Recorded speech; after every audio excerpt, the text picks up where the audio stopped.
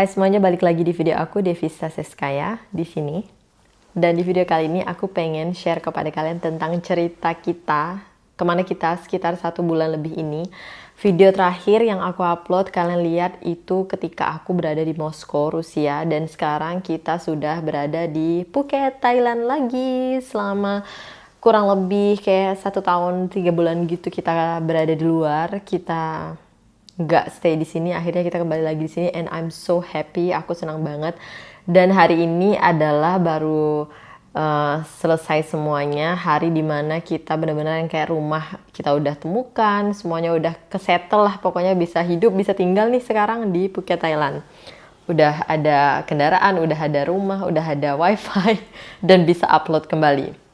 Jadi aku mau share nih di video kali ini tentang, aku sambil cek nih rekaman suara dari mikrofon, karena biasanya tuh dia tuh suka nge-skip sendiri gitu loh, dan aku pengen kalian itu dengar apa yang aku bicarakan sejelas-jelasnya di telinga kalian, oke?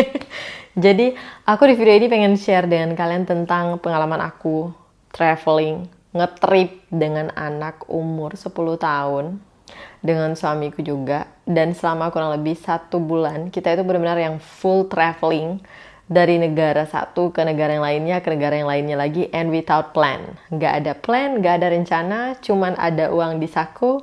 Jadi di sini aku pengen share dengan kalian pengalaman selama kurang lebih 1 bulan. Itu kita ngetrip di mana aja, dan 1 bulan itu kita pindah 3 negara gitu. Nah di 3 negara ini aku tuh benar-benar kayak ngetes diri aku, pengen mudah-mudahan kayak bisa nemuin lah gitu negara mana yang bisa aku stay agak lebih lama gitu kan.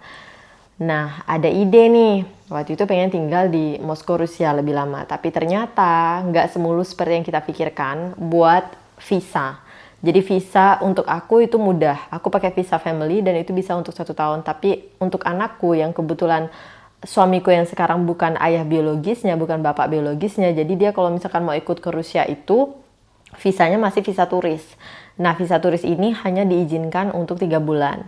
Kemudian setelah 3 bulan dia harus keluar dan kita buat lagi visa turis gitu. Nah ternyata kalau misalnya kita pengen buat visa turis itu kita harus pakai visa setidaknya elektronik visa. Kalau misalnya kita pengen buat visanya di Turki, di Istanbul misalnya. Kemudian dari Istanbul kita fly lagi mungkin ke Rusia.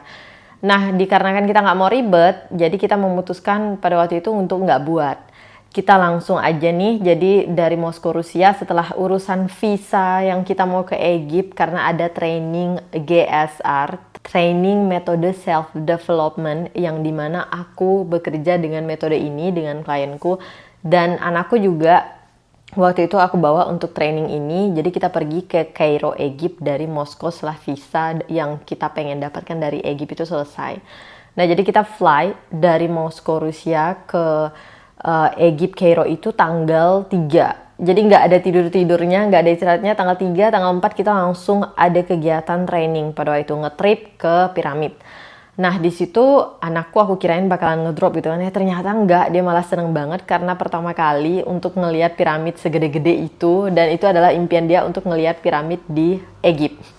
Jadi setelah tanggal 4 kita mutusin untuk nggak terbang kemana dulu, kita mikir oke, kita bakal tunggu di sini karena ada kayak dengar informasi bakal ada training selanjutnya yang nggak mungkin jauh banget dari tempat ini gitu loh, dari negara ini. Nah kebetulan memang nggak ada rencana, jadi tinggallah kita di Kairo, Egypt. Nah di Kairo, Egypt ini aku pikir suasananya bakalan sama pas tahun 2018 pas aku kesana, itu kan masih aman ya. Ternyata waktu tinggal di Kairo, Egypt itu sekarang itu nggak seaman dulu gitu. Aku beberapa kali terkena menghadapi situasi yang benar-benar unpleasant, yang benar-benar nggak menyenangkan banget dan nggak aman banget untuk kita yang bawa anak. Jadi jalan udah nggak aman, kita mau kemana gitu selalu rasanya was-was, dan bahkan sempat ketemu orang yang bawa parang, dikejar sama banyak orang. Itu dekat banget sama aku, jadi dari situ aku udah yang kayak oke, nggak bisa aku tinggal di Kairo, Egypt, dan di sana juga nggak terlalu bersih udaranya, dan anakku dan aku kita mulai sakit tenggorokan. Kita mulai sakit tenggorokan karena polusi udaranya luar biasa tinggi dan kita sangat sensitif sekali tentang pernapasan gitu ya. Nah kita memutuskan pas udah sekitar 1 minggu lebih, hampir 2 minggu di Kairo, Egypt, kita fly ke Istanbul, Turki. Kirain di Istanbul, Turki itu bakalan nyaman, senyaman-nyamannya seperti pas lagi di Moskow, Rusia. Kirain bakalan ketemu taman, bisa untuk anakku itu kayak main-main atau jalan kemana gitu. Ternyata di Istanbul, Turki itu macet gitu teman-teman. Jadi kalau misalkan tinggal di sana itu sekarang itu benar-benar luar biasa rame banget gitu loh. Istanbul beda dari tahun 2019 pas aku ke sana pertama kali, itu nggak seperti sekarang. Bahkan sekarang itu lagi inflasi di sana. Dan itu buat aku kaget, ya Tuhan, harga barang itu serba mahal. Terus waktu tinggal di sana itu kalau misalnya kita mau makan makanan Indonesia atau masak sendiri itu lebih murah dibandingkan makan makanan Turki.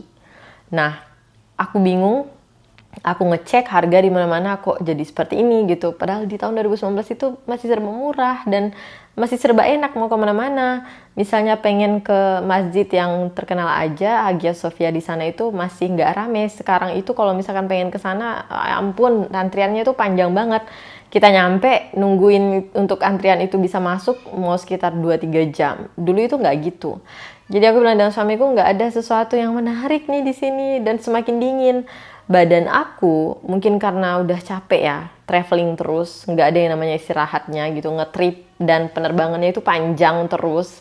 Dari Moskow, Rusia ke Kairo, Egypt, itu kita transitnya di Istanbul, kemudian penerbangannya itu kurang lebih 7-8 jam. Kemudian dari Kairo, Egypt ke Istanbul, penerbangannya kurang lebih 2 jam lebih, tapi masih agak jet lag, bingung sama yang namanya waktu. Kayak apa ya, badan tuh kayak nggak nerima gitu. Akhirnya aku jatuh sakit kan waktu di sana di Istanbul, Turki. Carilah tukang pijit, datanglah tukang pijit, tapi nggak juga menyembuhkan itu gitu loh. Akhirnya aku ngecek, aku ngerasain diri aku sendiri, dan ternyata aku pengen untuk move atau pindah ke negara yang setidaknya nggak lebih dingin lah daripada ini, atau tropical gitu loh, kayak negara tropis seperti Indonesia atau Thailand, yang enak lah gitu untuk ditinggali supaya badan aku ini bisa recover immune systemnya gitu. Karena makannya juga udah oke, vitamin oke, tetapi kurangnya matahari itu bahaya ya teman-teman. Gak ada cahaya matahari, terus kayak udaranya itu kering banget. Jadi aku mutusin dengan berat hati meninggalkan negara-negara yang bercuaca dingin. Gak balik lagi ke Rusia, gak tinggal di Istanbul. Sempat ada rencana pengen ke Serbia, tetapi waktu lihat di sana juga sama dinginnya, dan kita cuma bisa dapat izin tinggal untuk 1 bulan sebagai turis di sana. Jadi daripada banyak hal yang nggak tentu, yang nggak jelas ke depannya, akhirnya kita memutuskan untuk balik ke negara Asia, yaitu Thailand, Phuket yang kita pilih. Sebenarnya ada 2 pilihan, mau ke Bali, Indonesia, atau ke Thailand. Tetapi aku mikirnya gini, kalau misalkan di Thailand itu kualitas untuk layanan kesehatannya, bukan aku mengatakan bahwa kualitas layanan kesehatan di Indonesia jelek ya, tetapi aku udah merasakan sendiri selama aku tinggal di Phuket, Thailand. Sebelum sekarang, di tahun yang lalu-lalu itu aku pernah tinggal di sini, di Hua Hin, di Bangkok, di Chiang Mai, dan pernah juga di Phuket. Dan aku ngerasa layanan kesehatan di sini itu luar biasa, keren banget, bagus banget, terutama di Bangkok hospitalnya. Walaupun harganya luar biasa, nggak murah, tetapi pelayanannya bagus. Nah, itu yang aku pikirkan gitu. Aku pengen tinggal di Thailand karena kalau misalkan pengen kemana-mana, kalau misalnya ada masalah kesehatan tuh bisa gitu loh. Dan anehnya fokus aku sekarang itu benar-benar ke kesehatan. Setelah training Egypt kemarin yang diselenggarakan oleh sistem GSR, aku mulai ngelihat kesehatan itu penting banget, dan bahkan ada perubahan di dalam diri aku yang sekarang aku lagi masa transformasi, yang dimana kalau dulu itu aku kan kerja terus, yang buat aku semangat dalam hidup ini cuman uang, dan kalau misalnya ada uang ya udah aku semangat, aku nggak peduli nih dengan kesehatan. Tetapi sekarang entah kenapa aku sangat tergila-gila dan sangat pengen tahu gimana caranya untuk improve di kesehatan. Aku mulai ngerasa bukan karena aku semakin tua, enggak ya, karena aku juga belum tua gitu kan, dan aku olahraga, aku minum vitamin, lifestyle aku dikatakan ngerokok enggak, dikatakan minum-minuman alkohol juga enggak, ya sehat gitu, tidurnya juga enggak yang bergadang. Dulunya ini aku enggak pernah banget seperti ini. Setiap suamiku suruh aku cek kesehatan, setiap suamiku bicarakan soal kesehatan, aku itu selalu yang kayak emosi karena aku ngerasa takut kalau misalnya mau ke dokter. Dan kebiasaannya di keluargaku, terutama yang aku tahu ya dari sejak kecil itu, kalau misalkan di keluargaku itu orang itu harus sakit dulu gitu loh baru ke dokter. Nah, Sedangkan kita, selama aku udah punya metode self-development GSR, aku ngelihat pentingnya untuk melihat hidup itu bukan hanya ketika kita udah mau mati. Bukan hanya ketika kita udah mengalami sesuatu yang buruk di dalam kehidupan kita, misalnya kesehatan kita memburuk. Tapi lebih baik itu ketika kita ya masih sehat begini, tetapi kita tahu gitu loh. Kayak kita tuh bisa mengantisipasi sejak awal gimana caranya untuk menjaga pola hidup yang sehat. Dari makanan, dari pola makan, dari waktu tidur kita, kemudian tempat kita tinggal, itu juga menentukan lingkungan seperti apa yang kita miliki di sekitar, apakah itu membantu kita untuk kelangsungan hidup kita atau enggak. Nah, di Phuket, Thailand ini menurut aku adalah tempat yang perfect, yang sempurna untuk tinggal, karena aku udah pernah tinggal di sini dan aku suka banget orang-orang di sini itu sangat ramah. Dan banyak sekali orang-orang di sini tuh yang masih panjang umur dan sehat banget, usia di atas 60-an masih bisa bawa mobil, masih bisa olahraga, dan mereka makan makanannya juga sehat. Di sini tuh banyak junk food, tetapi yang makan makanan junk food itu bukan kebanyakan orang Thailand ya, tapi banyak orang luar. Kalau orang lokal di sini mereka itu makannya kayak sayur, sesuatu yang segar-segar, sesuatu yang banyak lalapannya, dan makan ikan dan sebagainya. Dan ini buat aku yang kayak oke, kita harus ke sana. Dan juga untuk kesehatan, aku cek kesehatan di sini dari gigi, dari cek darah, dari cek semuanya lah yang aku perlukan. Dan juga kalau misalkan anakku sakit, aku ngelihat sangat-sangat efektif sekali ya, walaupun biayanya pun lebih tinggi di sini. Tetapi ini yang aku pengen share kepada kalian, bahwa selama kurang lebih 1 bulan ini itu proses benar-benar transformasi untuk ngelihat kemana arah hidup sekarang. Dan aku melakukan semua ini karena memang ada perubahan yang sangat penting di dalam kehidupan. Titik balik dari cuman mikirin tentang hasrat untuk sukses, titik balik ke hasrat untuk sehat, untuk panjang umurnya. Karena kalaupun kita banyak uangnya, kalaupun kita pekerjaannya luar biasa, memberikan kita rezeki yang alhamdulillah lebih daripada cukup, tapi kalau misalkan kita nggak sehat, tapi kalau misalkan kita nggak merawat tubuh kita, apa gunanya semua uang, pekerjaan, dan kesuksesan ini? Gitu. Nah, jadi aku mulai ngelihat ke arah ini, dan untuk melewati transformasi yang baru ini, aku perlu tempat yang safe, tempat yang aman, dan menurut aku Phuket, Thailand, negara Thailand itu adalah salah satu tempat teraman, ternyaman untuk menemukan apa ya, kayak suaka, kayak rasa aman lah gitu untuk hidup gitu. Apakah di Indonesia, di Bali nggak seperti itu? Di Bali oke, untuk tinggal kurang lebih seperti di Phuket, Thailand. Tetapi aku mencari di kenyataan, di objektif realitinya, kualitas kesehatan. Karena menurut aku Thailand dengan Singapura itu saingan, kurang lebih kualitas kesehatannya para orang-orang yang bekerja di bidang kesehatan itu benar-benar kayak bertanggung jawab dan benar-benar kayak efektif gitu loh. Kayak mereka tuh benar-benar yang kayak peduli dengan pasiennya gitu. Ya memang biayanya lebih mahal tapi sesuai gitu loh. Nah, ini yang aku sedang fokuskan. Aku katakan kepada kalian ada perubahan yang benar-benar baru ya menurut aku. Contohnya kayak makanan. Aku nggak ada kayak diet tertentu, tetapi tubuh aku itu merespon makanan itu berbeda gitu. Kalau misalkan aku makan banyak nasi atau nasi plus lauk pauk yang dimana dimasak semua, itu kayak badan itu jenuh gitu. Nah, kalau misalkan aku makan nasinya sedikit tetapi sayurnya banyak, buahnya banyak, dan sedikit daging, anehnya tubuh aku itu lebih segar. Nah, ini baru. Dan aku nggak ada diet tertentu, aku nggak mengikuti diet apapun, aku nggak buat diri aku supaya kurus, nggak. Memang sekarang lagi mencari dan segera dengan pakar nutrisi untuk melihat apa sih kira-kira yang dibutuhkan oleh tubuh. Aneh ya, dulu itu nggak pernah seperti ini. Sekitar 1 tahun yang lalu itu aku masih hidup ya kayak nggak peduli gitu. Kalau misalkan suamiku suruh cek ini ya, cek kesehatan ya, cek ini ya, aku yang kayak ngapain sih gitu.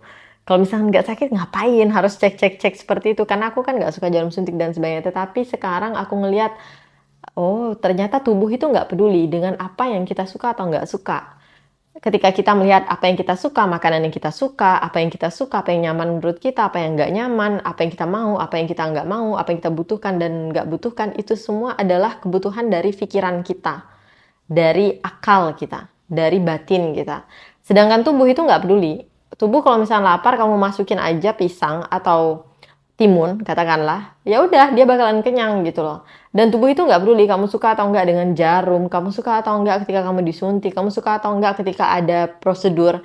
Tubuh itu kerjanya berbeda gitu. Jadi dia butuh support dan nggak peduli nih kalau misalnya kalian punya perasaan atau enggak terhadap prosedur yang kalian sedang lakukan gitu untuk kesehatan kalian. Walaupun itu nggak nyaman, tapi terkadang di tubuh itu ya itu yang tubuh perlukan gitu loh. Dan kita manusia banyak gagalnya di kesehatan karena kita mencari yang nyaman, mencari yang enak, tapi kesehatan belakangan gitu. Nah itu yang aku sekarang lagi observasi, aku sekarang lagi lihat. Karena selama kurang lebih 5 tahun, aku melakukan sesi GSR untuk diri aku sendiri. Juga dengan klien yang aku bekerja secara online dengan mereka dari berbagai belahan dunia. Aku ngeliat bahwa kayak ya kita selalu ingin mencari, selalu ingin melihat apa yang kita pengen, apa yang kita butuhkan. Tapi itu semua tuh yang dibutuhkan oleh pikiran gitu. Sedangkan tubuh kita itu benar-benar kita yang kayak acuh tak acuh. Banyak orang nggak peduli dengan tubuh. Banyak orang nggak peduli tubuh ini harus hidupnya itu seperti apa, yang dibutuhkannya itu seperti apa, karena setiap tubuh itu berbeda gitu. Dan ini yang buat aku ngelihat mau seberapa banyak pun uang itu nggak akan pernah memberikan kebahagiaan yang sebenar-benarnya gitu loh. Kebahagiaan yang sebenarnya itu bukan hanya di apa yang kita dapatkan. Kita berniat pengen dapatkan sesuatu dan kita mendapatkannya. Kebahagiaan yang hakiki itu juga adalah tentang kesehatan. Tentang kesehatan tubuh, kesehatan mental, kesehatan jiwa kita. Tapi kalau misalnya jiwa aja yang sehat dan tubuh yang sakit kan nggak seimbang ya. Dan aku senang banget, alhamdulillah aku melihat ini, sadar akan ini di usia aku yang masih 30 tahun. Karena kebanyakan orang ngelihat pentingnya untuk mulai melihat kesehatan di atas 40 tahun, 50 tahun, ketika udah ada penyakit yang serius. Dan aku nggak mau berakhir seperti itu. Nggak mau berakhir seperti orang-orang yang aku kenal di dalam kehidupan aku, yang kemudian ketika udah tua, semuanya serba tidak bisa digunakan di dalam tubuh gitu. Aku ngerasa penting untuk menjaga kesehatan aku pertama, karena aku sayang dan cinta dengan orang-orang di sekitar aku, terutama anak, keluarga, suami, dan aku pengen ketika nanti aku udah tua, anak-anakku, kemudian suamiku masih bisa menikmati hidup dan menjalaninya dengan penuh kebahagiaan seperti sekarang. Dan ini menurut aku sesuatu yang perlu aku share dengan teman-teman untuk saling melihat bahwa oh kehidupan itu seperti ini. Ya keren, bisa traveling, ngetrip 1 bulan 3 kali pindah negara kan ya. Kalau kalian hitung-hitung berapa itu habisnya gitu kan uangnya di situ. Kemudian naik pesawatnya bukan pesawat yang biasa, pesawat yang memang aku suka untuk eksperimen, dan aku naik pesawat yang terbaik di dunia. Seperti Qatar, kemudian Turkish Airlines, Emirates, pesawat-pesawat yang terbaik di dunia, dan aku pengen rasain apa sih rasanya gitu. Ternyata ya sama aja, tetap ada turbulensi. Tapi ya keamanan kita lebih terjamin lah gitu kalau misalnya kita naik pesawat seperti itu kan. Tapi ya and that's all gitu kan, ya udah gitu aja. Kalau misalkan yang namanya untuk mengisi hasrat niat kita, keinginan kita, ya udah sampai di situ aja. Makanya aku katakan tadi, mau sebanyak apapun uang, tapi kalau misalkan kita mengebelakangkan kesehatan kita, itu nggak baik gitu. Dan itu yang sedang aku nomor satukan sekarang. Hidup yang lebih sehat, gimana caranya untuk bahagia, bukan hanya karena aku sukses, tetapi juga bahagia untuk membahagiakan tubuhku sendiri. Love my body, gitu. Nah, jadi aku nggak sabar banget untuk share kepada kalian apa aja yang bakalan aku jumpai dalam proses transformasi ini. Aku bakalan follow up dengan kalian. Dan aku ada rencana pengen share deh, kayak kehidupan keseharian aku. Mungkin aku bakalan tunjukin kepada kalian rumah yang ada di Thailand itu kalau misalnya kita mau tinggal itu harganya berapa, kemudian rumahnya itu seperti apa. Mungkin kalian bisa lihat lah kayak di rumah yang sekarang aku tinggalin ini sangat layak sekali, layak huni dan bersih. Dan lingkungannya juga bagus, udaranya juga bagus di Phuket, Thailand. Nah, aku pengen share tentang keseharian aku karena kita manusia itu sering banget nge-share sesuatu yang extraordinary gitu loh. Extraordinary atau apa gitu ya. Kayak sesuatu yang unik gitu. Tetapi setelah aku telaah lagi, ternyata kehidupan itu bukan sesuatu yang unik. Kehidupan itu adalah sesuatu yang biasa tetapi menjadi sangat wow, menjadi sangat menyenangkan, menjadi sangat luar biasa ketika kamu bersyukur akan itu. Ketika kamu share kehidupan kamu bukan hanya untuk menyimpannya di diri kamu sendiri, tetapi juga di orang lain. Karena apa? Setiap dari kita manusia itu punya kehidupan yang berbeda. Selama aku bekerja dengan klienku sebagai spesialis GSR, aku baru mengerti gitu loh. Oh, ternyata manusia itu beda ya satu sama yang lain. Kalau misalkan setiap kepala dari manusia kita sharing di antara satu dan yang lainnya tentang kehidupan mereka, kita itu nggak bakalan nyangka gitu loh. Oh, ternyata ada universe yang seperti ini gitu loh. Berbeda dari aku. Jadi setiap kita adalah universe-nya masing-masing gitu. Punya universe-nya masing-masing. Dan ketika aku bekerja dengan klien, aku kadang yang kayak, wow, ada orang yang hidupnya seperti ini. Aku kirain kalau misalnya orang yang udah kaya banget, itu bakalan bahagia. Ternyata enggak. And that's open my head, open my mind. Ternyata kunci bahagia itu bukan di apa yang kamu punya, yang kamu capai. Kunci bahagia itu di luar dari pikiran manusia. Di luar dari apa yang manusia pikirkan dan inginkan. Dan seringkali itu sangat terhubung sekali dengan tubuh kita. Dengan kesehatan kita. Sesuatu yang sama sekali kita nggak lihat. Sesuatu yang dimana ngebantu kita untuk terhubung dengan kenyataan kita. Dengan lingkungan kita, dengan sosial kita. And that's what we waste so much. Kayak kita menghabiskan banyak sekali waktu di dunia ini untuk membuang hidup kita di sesuatu yang menurut kita penting, yang menurut kita harus segera, harus kita dapatkan, tetapi untuk tubuh kita itu selalu belakangan gitu. Nah, ini yang menggugah hati aku untuk, well, I will just share. Aku hanya membagikan dan aku hanya sharing apapun itu, selama itu bermanfaat buat teman-teman yang ada di rumah, I will tell, I will share gitu. Nah, jadi itu menariknya ya. Setelah kurang lebih 5 tahun aku bekerja sebagai spesialis GSR, aku ngelihat, oh ternyata keren ya punya pekerjaan seperti ini. Bukan hanya bisa ngebantu orang menyelesaikan masalah yang mereka punya dan mencapai goals yang mereka punya, tetapi juga it shows me that the world is just very simple. Tetapi di saat yang bersamaan, to enjoy it, to really live your life, kamu perlu ngelihat sesuatu yang sama sekali nggak kamu lihat di diri kamu sendiri maupun di orang lain, and you will be very grateful tentang apa yang udah kamu punya pada saat ini dan nggak membandingkan diri kamu dengan orang lain. Just focus on your life. Tapi nggak semua orang hidup seperti ini. Because of what? Karena apa? Karena memang nggak diajarkan gitu. Tapi aku beruntung karena aku punya metode self-development yang bantu aku untuk improve my mind, so I can see the world completely different. I can see people completely different. Dan aku harap ini juga bisa ngebantu ngebuka pikiran kalian semua yang ada di rumah. Oke? So, that's all my video for today. I'm so happy to sharing all of this with all of you. Dan kalau misalnya kalian pengen aku bahas sesuatu yang lain atau share sesuatu yang lain, nanti kalian boleh komen ya di kolom komentar. Jangan lupa like, subscribe. Sampai ketemu di video berikutnya. Bye-bye.